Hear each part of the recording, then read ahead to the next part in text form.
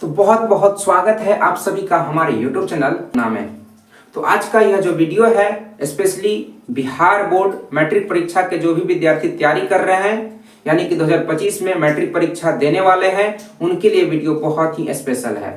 आज के इस वीडियो में हम लोग संस्कृत का जो आपका सिलेबस है, जो आपको सिलेबस हम बता चुके हैं पिछले वाले वीडियो में, पूरा संस्कृत का सिलेबस बता चुके हैं कि व्याकरण से कितना नंबर का कौन कौन सा टॉपिक पूछा जाएगा, है ना, कितना नंबर का होगा, बुक जो है आपका इस बुक से कितने नंबर का आएगा, और ये बुक आपका सिलेबस का बुक है, इसी बुक से आपको बहुत ज्यादा क्वेश्चन पूछा जाएगा। ऑब्जेक्टिव और सब्जेक्टिव जो आपका पूछा जाता है पूरा का पूरा हिंदी में ही पूछा जाता है, हिंदी मीडियम में ही पूछा जाता है। तो इस बुक में आपको कुल 14 चैप्टर पढ़ना है ना। और आज के इस वीडियो में हम लोग मंगलम पाठ को शुरू करेंगे। यही बुक आपको पढ़ना है ना। इस बुक को आप देख लेंगे, है ना, आप लोग भी यही बुक रखे रहेंगे, ठीक है। तो आज के इस वीडियो में हम लोग क्या करेंगे, मंगलम पाठ को शुरू करेंगे। तो मंगलम पाठ आपको पूरा एकदम आराम आराम से पढ़ाते चलेंगे, ठीक है। पूरा संस्कृत में आपको पढ़ाएंगे, ठीक है। फिर उसका अनुवाद करके जो मैट्रिक परीक्षा में जो क्वेश्चन पूछा जाता है उसी के आधार पर आपको नोट्स भी बनवाते चलेंगे। तो कॉपी कलम आप ले करके बैठ जाएंगे, ठीक है, एकदम टू द पॉइंट। मैट्रिक परीक्षा को ध्यान में रखते हुए ही सारी बातें आपको लिखवाने वाले हैं, बताने वाले हैं। तो मंगलम पाठ की हम लोग शुरुआत करते हैं, पहला चैप्टर। तो मंगलम पाठ जो है आपका, मंगलम पाठ जो है उपनिषद से लिया गया है। और मंगलम पाठ जैसा कि आपको बताया ये प्रथमा पाठ है, पहला पाठ है। मंगलम पाठ कहां से लिया गया है, उपनिषद से लिया गया है। उपनिषद क्या है, तो उपनिषद जो है एक तरह का ग्रंथ है ना, वेद का ही हिस्सा है ना। और इसमें विभिन्न तरह के, है ना, सत्य असत्य, आत्मा के खोज से संबंधित बहुत सारे धार्मिक बातें जो है, आध्यात्मिक बातें, आत्मा परमात्मा से संबंधित बातों का वर्णन किया गया है मंगलम पाठ में, ठीक है। और ये मंगलम पाठ कहां से लिया गया है, उपनिषद से लिया गया है। कहां से लिया गया है, उपनिषद से लिया गया है। एग्जाम में पूछा हुआ है कि मंगलम पाठ कहां से लिया गया है ना। तो ऑप्शन में आपको दे देगा वेद, वेदांग, उपनिषद। तो उपनिषद पे आपको क्या करना है, टिक करना है।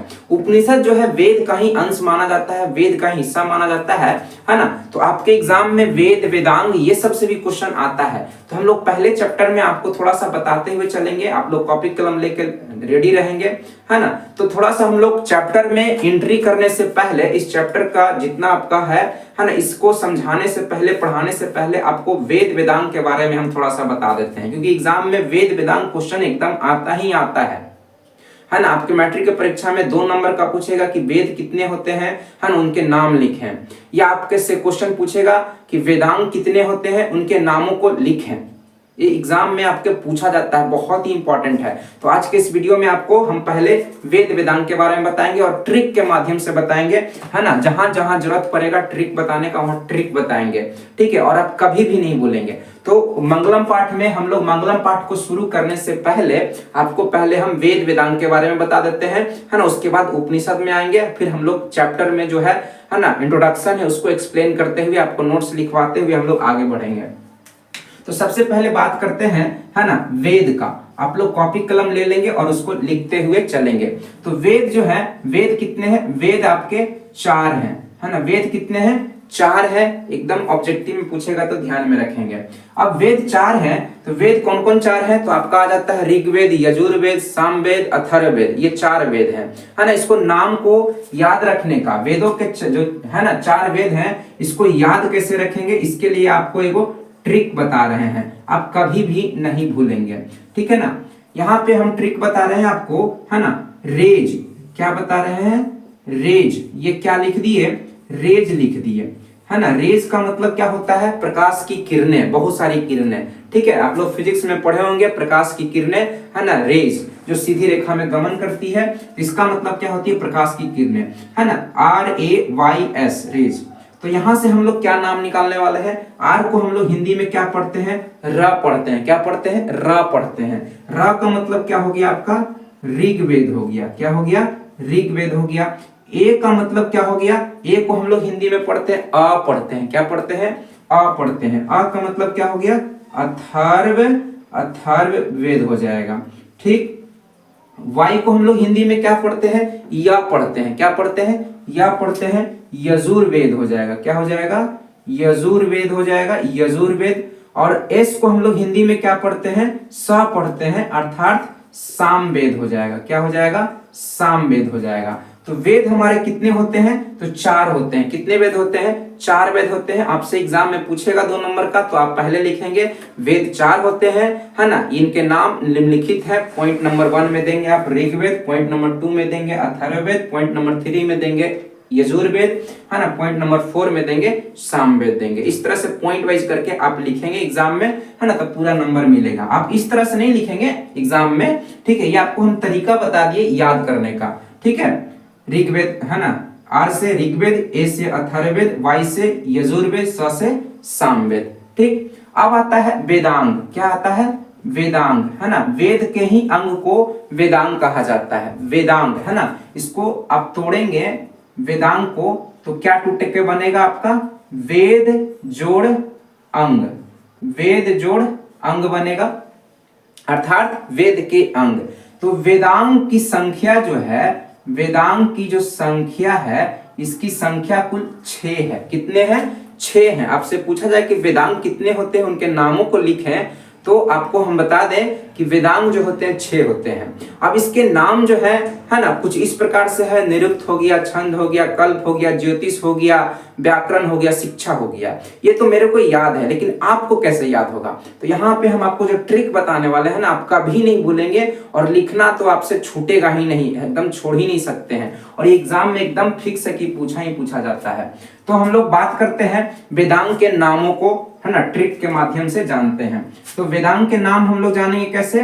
तो मैथिली भाषा, हमारे राज्य में तरह तरह के, है ना, क्षेत्रों में, अलग अलग क्षेत्रों में तरह तरह की भाषा बोले जाते हैं। कहीं भोजपुरी बोला जाता है, कहीं मैथिली बोला जाता है, कहीं पे मगही बोला जाता है, कहीं पे हिंदी बोला जाता है, खासकर बिहार में। तो मैथिली में एक वाक्य आपको याद करवाएंगे, ठीक है ना। वाक्य कुछ इस प्रकार से है। निशा निशा कब जाय छै। निशा कब जाय छै, ये आपका, है ना, वाक्य है। एक तरह से ये वाक्य जो है आपका ट्रिक है। क्या है? ट्रिक है, ठीक है ना। इस वाक्य को आप ध्यान में रखेंगे तो आप वेदांग के नाम लिख देंगे। क्या है? निशा कब जाय छै। जैसे कि मैथिली में बोला जाता है ना, मैथिली में बोला जाता है ना, कब जाय छै, कब खाय छै, इस तरह से करके। तो, है ना, निशा की जो दादी है या मम्मी है, वो पूछी निशा से कि निशा कब जाए छै, स्कूल या कॉलेज कहीं भी जाना होगा, तो मम्मी उससे पूछी निशा से, है ना, कि निशा कब जाए छै। तो आपको यहां से क्या पकड़ना है? निशा कब जाए छै से, है ना, नी से आपको पकड़ना है, निरुक्त पकड़ना है। क्या पकड़ना है? निरुक्त। निरुक्त एक आपका वेदांग है, ठीक। दूसरा सा से हो जाएगा शिक्षा। सा से क्या हो जाएगा? शिक्षा। ये दूसरा आपका वेदांग है, ठीक है। क से हो जाएगा आपका कल्प हो जाएगा। क्या हो जाएगा? कल्प हो जाएगा, ठीक। फिर ब से क्या हो जाएगा? व्याकरण हो जाएगा। ब से क्या हो जाएगा? आपका व्याकरण हो जाएगा। जय से क्या हो जाएगा? ज्योतिष हो जाएगा। जय से क्या हो जाएगा? ज्योतिष हो जाएगा, ठीक है। छ से आपका क्या हो जाएगा? छंद हो जाएगा। क्या हो जाएगा? छ से छंद हो जाएगा। तो इस प्रकार से आप देख रहे हैं, है ना, ये पहला आपका वेदांग निरुक्त हुआ, दूसरा शिक्षा, है ना, तीसरा व्याकरण, चौथा ज्योतिष, है ना, पांचवा नंबरिंग ऐसे आप कर लेंगे, ठीक है। 3 के बाद 4 इसको कर देते हैं, 5, 6, ये आपके क्या हो गया? 6 वेदांग हो गया। क्या बोले?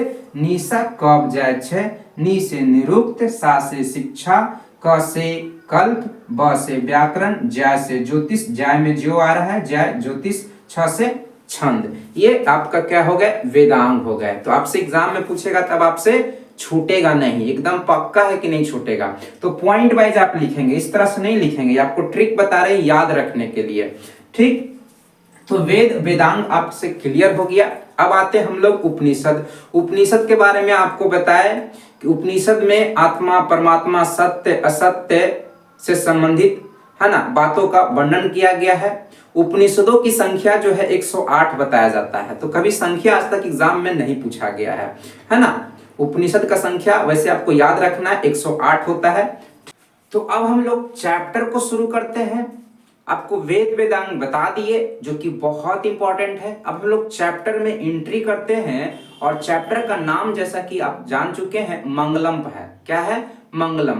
मंगलम का मतलब होता है अच्छे आचरण, है ना, यहाँ पे मंगलम का अर्थ यही होता है। अब आपका इंट्रोडक्शन में जो है इस प्रकार से कुछ दिया हुआ है ना। इंट्रोडक्शन जो है आपका ऊपर वाला, है ना, ये आपको संस्कृत में पढ़ कर सुनाते हैं और इससे जो बहुत ही इंपॉर्टेंट आपका वाक्य जो है निकल करके आएगा उसका हिंदी हम यहाँ पे, है ना, समझा देंगे आपको, जो कि मैट्रिक परीक्षा में एकदम पूछा जाता है, बोर्ड एग्जाम में पूछा जाता है। आपको A to Z वे सारी बातें बताएंगे जो मैट्रिक परीक्षा से रिलेटेड होगा, है ना। कोई भी फालतू बातें नहीं करेंगे, कोई भी फालतू बात आपको नहीं बताने वाले हैं, एकदम टू द पॉइंट आपको बताने वाले हैं। तो ऐसा कुछ लिखा हुआ है आपका, उपनिषदः वैदिक वाङ्मयस्य अंतिम भागे दर्शन शास्त्रस्य सिद्धांत प्रकटयन्ति। यानी कि उपनिषद में जो है ना, वैदिक साहित्य के अंतिम भाग में, उपनिषद के वैदिक साहित्य के अंतिम भाग में जो है दर्शन शास्त्र के सिद्धांत को प्रकट किया गया है। तो यहां से आपसे एग्जाम में पूछा जाएगा कि आपका, है ना, मंगलम पाठ में किस सिद्धांत का वर्णन किया गया है, किस सिद्धांत, है ना, किसके सिद्धांतों को प्रकट किया गया है, तो दर्शन शास्त्र के सिद्धांतों को प्रकट किया गया है मंगलम पाठ में। ठीक है, यहाँ पे हम हिंदी में लिख चुके हैं, संस्कृत आपको सुना देते हैं। ठीक, पहला लाइन आपका क्लियर हो गया कि उपनिषद में जो है आपका वैदिक, उपनिषद के वैदिक साहित्य के अंतिम भाग में दर्शन शास्त्र के सिद्धांतों को बताया गया है। दर्शन जो है एक तरह का शास्त्र है ना। शास्त्रों की संख्या जो है 6 है, जिसमें आपका एक दर्शन नाम का भी शास्त्र है, जिसमें आत्मा, परमात्मा, सत्य, असत्य से संबंधित बातों का वर्णन किया गया है। गौतम बुद्ध ने जो है ना, गौतम बुद्ध जो भगवान गौतम बुद्ध माने जाते हैं, है ना, वो उन्होंने जो है आपका दर्शन शास्त्र का ही ज्ञान प्राप्त किया था वैशाली से। ठीक है, तो दर्शन एक प्रकार का शास्त्र है और मंगलम पाठ में दर्शन शास्त्र के, है ना, सिद्धांतों को बताया गया है। ठीक है, फिर दूसरा वाक्य है, सर्वत्र परम पुरुषस्य परमात्मनः महिमा प्रधानतया गीयते। यानी कि सभी जगह जो है परम पुरुष परमात्मा के, है ना, महिमा का गीत गाया जाता है। यहाँ पे परम पुरुष परमात्मा का मतलब क्या हो गया, है ना, ईश्वर को कहा जा रहा है ना। परम पुरुष परमात्मा, है ना, ईश्वर को कहा जा रहा है, भगवान को कहा जा रहा है कि सभी जगह जो है ईश्वर व्याप्त है, सभी जगह पाए जाते हैं और उनकी महिमा का गुणगान जो है सभी जगह किया जाता है। फिर कह रहा है, तेन परमात्मना जगत व्याप्त अनुशासितम चास्ति। ये जो परमात्मा है ना, जगत में, संसार के सभी जगह व्याप्त है, अनुशासित है, सभी जगह ईश्वर मौजूद है। फिर कहता है कि स एव सर्वेषाम तपसाम परम लक्ष्यम। सभी लोगों का, है ना, तप के द्वारा, है ना, तपस्या के द्वारा परम लक्ष्य जो होता है ईश्वर की प्राप्ति करना होता है, परम पुरुष परमात्मा की प्राप्ति करना ही, है ना, सभी का लक्ष्य होता है ना। आप एक तरह से धार्मिक दृष्टिकोण से देखें तो सभी लोग जो है कहीं ना कहीं ईश्वर के पीछे भाग रहे हैं, है ना, ईश्वर को पाना चाहते हैं, परम पुरुष परमात्मा को पाना चाहते हैं। ठीक है, क्योंकि उसमें क्या है, परम शांति है, मोक्ष है ना, बहुत सारी बातें निकल कर आता है। ठीक, अस्मिन् पाठे परम परमात्मा उपनिषदाम पद्यात्मक पंच मंत्रा संकलिता संति। ये जो पाठ है, इस पाठ में जो है ना, परम पुरुष परमात्मा से संबंधित आपका उपनिषद से लिया गया 5 वो आपका क्या है ना, पद्यात्मक पाठ है ना, पद्यात्मक आपका श्लोक है। कितने श्लोक है मंगलम पाठ में? 5 श्लोक है और ये पद्यात्मक रूप में है। पद्यात्मक रूप में है कहने का मतलब क्या, श्लोक के रूप में जब लिखा रहता है, मंत्र के रूप में जब कोई चीज लिखा रहता है तो उसको पद्यात्मक पाठ कहा जाता है ना, पद्यात्मक कहा जाता है। और कहानी के रूप में लिखा रहता है तो उसको गद्यात्मक कहा जाता है। ठीक, तो ये जो आपको हम पढ़ के सुनाए, इसका हिंदी हम यहाँ पे लिख दिए हैं, है ना। ये बहुत इंपॉर्टेंट है, बहुत ज्यादा इंपॉर्टेंट है। आपको विश्वास ना हो तो आप प्रीवियस ईयर का क्वेश्चन निकाल करके देखिए, एकदम आपको यही सब चीजों से संबंधित आपको वाक्य देखने को मिलेगा। ये वाक्य जो है आपको ऑब्जेक्टिव के रूप में देखने को मिलेगा, है ना। कैसे कैसे मिल सकता है आपका, पहले आप जान लीजिए क्या क्या हम लिखे हैं, समझ लीजिए। पहला लाइन में लिखे हैं कि मंगलम पाठ उपनिषद से लिया गया है। आपसे पूछा जाएगा कि मंगलम पाठ कहां से संकलित है, कहां से लिया गया है ना। ऑप्शन में वेद, वेदांग, उपनिषद, है ना, और पंचतंत्र, इस तरह से करके कुछ भी दे देगा तो उसमें आपको आंसर लगाना है किस पर, उपनिषद पर। मंगलम पाठ जो है आपका कहां से लिया गया है? उपनिषद नामक ग्रंथ से लिया गया है। फिर आपका दूसरा वाक्य लिखे हैं, मंगलम पाठ में दर्शन शास्त्र के सिद्धांतों का, है ना, वर्णन किया गया है। दर्शन शास्त्र के सिद्धांतों को प्रकट किया गया है, दिखाया गया है मंगलम पाठ में, है ना। दर्शन जैसा कि बताया एक शास्त्र है ना, जिसमें आत्मा परमात्मा, सत्य असत्य, कर्तव्य अकर्तव्य, है ना, सत्य की ओर खोज, इन सभी चीजों का वर्णन करता है दर्शन शास्त्र, है ना। तो आपको याद रखना है कि मंगलम पाठ में किसके सिद्धांतों का वर्णन किया गया है? तो दर्शन शास्त्र के सिद्धांतों को प्रकट किया गया है, वर्णन किया गया है। फिर तीसरा है, परम पुरुष परमात्मा की महिमा सर्वत्र, सर्वत्र मतलब सभी जगह गाई जाती है। आपसे पूछेगा किसकी महिमा जो है सभी जगह गाई जाती है? तब परम पुरुष परमात्मा की, है ना, अर्थात परमात्मा की महिमा जो है सर्वत्र सभी जगह गाई जाती है। ठीक, फिर आपका नेक्स्ट पॉइंट लिखे हैं, परमात्मा सभी जगह व्याप्त है और अनुशासित है ना। कौन जो है सभी जगह व्याप्त है? तो आपको बताना है परमात्मा, अर्थात ईश्वर जो है सभी जगह व्याप्त है, सभी जगह पाए जाते हैं। फिर आपका है, सभी का परम लक्ष्य परमात्मा की प्राप्ति करना होता है। सही बात है ना। सभी का परम लक्ष्य जो होता है परमात्मा की प्राप्ति करना होता है, ईश्वर की प्राप्ति करना होता है। तो यहां से क्वेश्चन बनेगा कि, है ना, सभी का लक्ष्य क्या होता है ना, किसकी प्राप्ति करना होता है? तो परमात्मा का, अर्थात ईश्वर का, है ना, प्राप्ति करना है, सभी का लक्ष्य होता है। फिर आपका है, मंगलम पाठ एक पद्यात्मक पाठ है। कैसा पाठ है? पद्यात्मक पाठ है। तो आपसे क्वेश्चन दे देगा, मंगलम पाठ है ऑप्शन ए पद्यात्मक, बी गद्यात्मक, सी व्यंग्यात्मक, डी इनमें से कोई नहीं। तो आपको पद्यात्मक पे बताना है।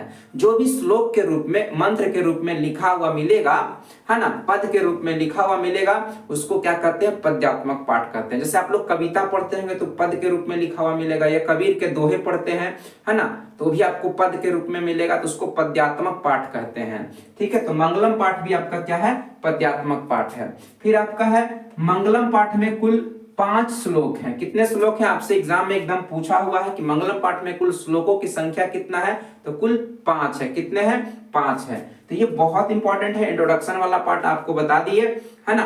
अब हम लोग क्या करते हैं? श्लोक में एंट्री करते हैं। जैसा कि आपको बताया इसमें 5 श्लोक है, बारी बारी से सबका क्या करेंगे हम लोग? संस्कृत आपको बताते हुए चलेंगे और उसका अनुवाद करते हुए चलेंगे, आपको बताते भी चलेंगे किस तरह से एग्जाम में पूछा जाता है।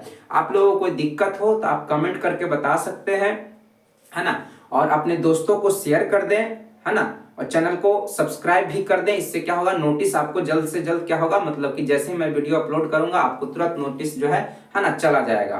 क्योंकि आपको पढ़ाई करना बहुत जरूरी है। आप इस साल जो है ना, पूरा झोंक दीजिए। यदि आपको परफेक्ट नंबर लाना है तो पूरा आपको मेहनत करना होगा, है ना। तो चलिए अब हम लोग आगे बढ़ते हैं, और कोई भी दिक्कत हो तो आप एकदम कमेंट करेंगे, ठीक है। पूरा मेरा कोशिश रहेगा आपको एकदम बेस्ट से बेस्ट, जैसा कि आपको हम बता चुके हैं कि आपके लिए हम पूरा डेडिकेट होकर मेहनत करेंगे। बशर्ते आपको मेरी बातों को मानना होगा, है ना। जैसे जैसे कहेंगे वैसे वैसे आपको करते चलना है ना। आपको जितना हम लिखवाते चल रहे हैं, बताते चल रहे हैं, उसको ध्यान से सुनना है और उसको कॉपी में नोट्स बनाना है। ये बात आप ध्यान में रखेंगे, नोट्स बनाएंगे अपना हैंड रिटन, तो आपको बहुत हेल्प मिलेगा, ठीक है। तो अब हम लोग आगे बढ़ते हैं। तो आपका पहला श्लोक है ना, पहला मंत्र है, पहला श्लोक है, ठीक। आपको इसका हम संस्कृत में पढ़ देते हैं, फिर इसका हिंदी मीनिंग बता देंगे, फिर यहाँ पे आपको लिखवा देंगे, आप कॉपी में नोट डाउन कर लेंगे।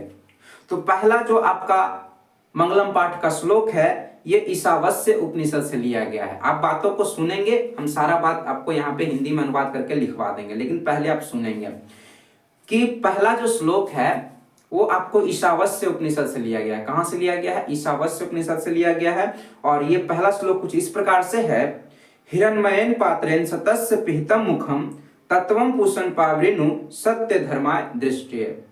ये श्लोक कहता है कि सत्य के, है ना, सत्य का मुख जो है ना, आपका किससे ढक गया है? हिरण्मयेन पात्र से ढक गया है। हिरण्मयेन पात्र का मतलब होता है सोने का आवरण, है ना, सोने का एक तरह से कहें पात्र, ठीक है, सोने का बर्तन।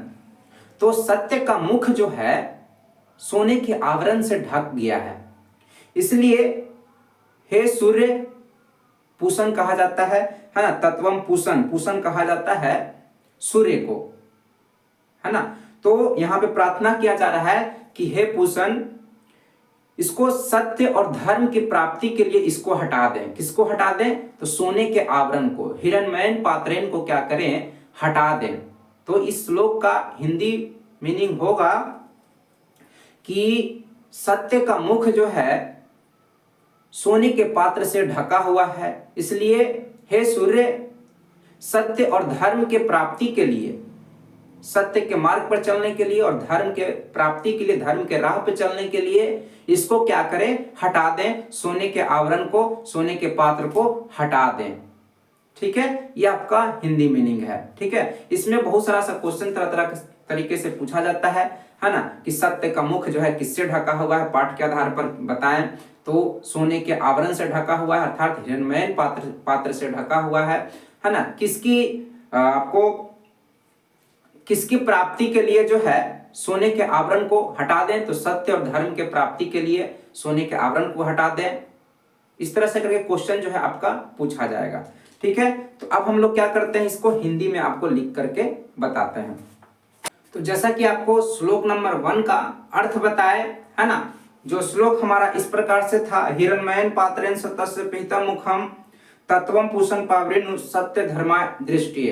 तो इसका जो अर्थ होगा इस प्रकार से होगा कि सत्य का मुख जो है सोने के आवरण से, यानी कि विभिन्न प्रकार के लालचों से ढका हुआ है। क्या है?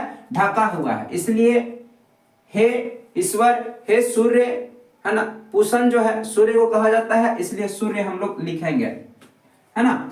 इसलिए हे सूर्य, सत्य और धर्म के प्राप्ति के लिए, किसके लिए? सत्य और धर्म के प्राप्ति के लिए इसे क्या करें? हटा दें। तो यहां से बहुत तरह का ऑब्जेक्टिव क्वेश्चन आपको आ सकता है कि सत्य का मुख जो है किससे ढका हुआ है? तो सोने के आवरण से, हिरण्मयन पात्र से सत्य का मुख ढका हुआ है।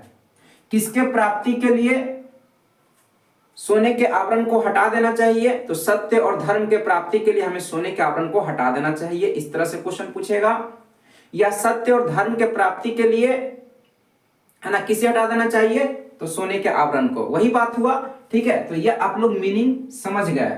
ठीक है, इसका अर्थ पहला श्लोक का यही होगा, है ना। यहाँ पे संस्कृत श्लोक नहीं लिखे हैं, आप लोग क्या करेंगे? श्लोक लिख लेंगे, वैसे नहीं भी लिखेंगे तो चलेगा। ठीक है, दूसरा श्लोक की ओर आते हैं। दूसरा श्लोक आप लोग का इस प्रकार से लिखा हुआ है कि अर्णोन्यान महतो महियान, है ना। दूसरा श्लोक जो है आपका कठोपनिषद से लिया गया है। कहां से लिया गया है ना, 108 उपनिषद है, उसमें से कठोपनिषद में से जो है आपको, है ना, ये दूसरा श्लोक लिया गया है। इसमें कहा गया है अर्णोन्यान महतो महियान आत्मस्य जंतोर निहतो गुहायाम। कहने का मतलब है आत्मा जो है, यहाँ पे आत्मा का स्वरूप बताया जा रहा है कि आत्मा जो है ना, छोटा से छोटा, सूक्ष्म से सूक्ष्म है और महान से भी महान है, अर्थात बड़ा से बड़ा है। ठीक है, आत्मा का कोई विशेष रूप नहीं है ना। कैसा रूप है इसमें बताया गया है पाठ में? तो एकदम आत्मा जो है एकदम छोटा से भी छोटा है, सूक्ष्म से भी सूक्ष्म है और महान से भी महान है, बड़ा से भी बड़ा है ना। जो जीवों के हृदय रूपी गुफा में क्या करता है? निवास करता है। कौन? आत्मा निवास करता है। फिर आपका कह रहा है तम क्रतु पश्यति वितसो को धातु प्रसादात महिमात्मनः। अर्थात कहने का मतलब है इसमें कि जो ईश्वर के, है ना, परमात्मा के दर्शन से क्या हो जाता है ना, परमात्मा के आशीर्वाद से, उनके महिमा से क्या हो जाते हैं लोग, है ना, परमात्मा में विलीन हो जाते हैं। परमात्मा के महिमा से, है ना, लोग क्या होते हैं? परमात्मा में ही, ईश्वर में क्या हो जाते हैं? विलीन हो जाते हैं, मिल जाते हैं, है ना, परमात्मा के दर्शन हो जाने से। तो ये आपका संस्कृत में रहा। इसका हिंदी अर्थ इस प्रकार से लिखे हैं कि आत्मा जो है छोटा से छोटा होता है, आत्मा जो है छोटा से छोटा होता है और बड़ा से भी बड़ा होता है। या आप लिख सकते हैं आत्मा सूक्ष्म से सूक्ष्म भी होता है और महान से भी महान होता है। तो यहाँ से क्वेश्चन पूछेगा आपसे एग्जाम में ऑब्जेक्टिव के रूप में कि कौन जो है ना, छोटा से छोटा होता है तो आत्मा, या कौन महान से महान होता है तो आत्मा होता है। आत्मा कहाँ निवास करता है? तो जीवों के हृदय रूपी गुफा में क्या करता है? आत्मा निवास करता है ना। जीवों के हृदय रूपी गुफा में कौन निवास करता है? तो आत्मा निवास करता है। ठीक है, उस परम सत्य के दर्शन मात्र से, है ना, ईश्वर भी क्या है, एक सत्य ही है। ईश्वर जो है एक तरह का क्या है, सत्य ही है। ईश्वर क्या है, सत्य है। तो उस सत्य के, है ना, दर्शन मात्र से जीव क्या होता है, शोक रहित हो जाता है। शोक रहित कहने का मतलब उसमें किसी तरह का शोक विषाद, किसी तरह का कोई दुख नहीं रहता है। ठीक है, रहित का मतलब नहीं के अर्थ में। ठीक है, शोक रहित होकर क्या हो जाता है, वो परमात्मा में मिलकर एक हो जाता है, अर्थात मोक्ष की प्राप्ति हो जाती है। ठीक है, तो ये आपका दूसरा श्लोक का अर्थ रहा। ठीक, अब हम लोग आगे बढ़ते हैं, तीसरे, चौथे और पांचवें श्लोक की ओर बढ़ते हैं। आपको संस्कृत में सुनाते हुए चलेंगे और उसका अर्थ जो है आपको इस प्रकार से एक्सप्लेन करते हुए चलेंगे, है ना। तो बात करते हैं तीसरा श्लोक। तीसरा श्लोक है आपका सत्यमेव जयते नानृतम, अर्थात सत्य की जीत होती है, असत्य की जीत नहीं होती है। फिर है सत्येन पंथा विततो देवयाना, यानी कि सत्य के मार्ग पर, सत्य के पथ पर चलकर ही देवलोक की अर्थात स्वर्ग की प्राप्ति की जा सकती है।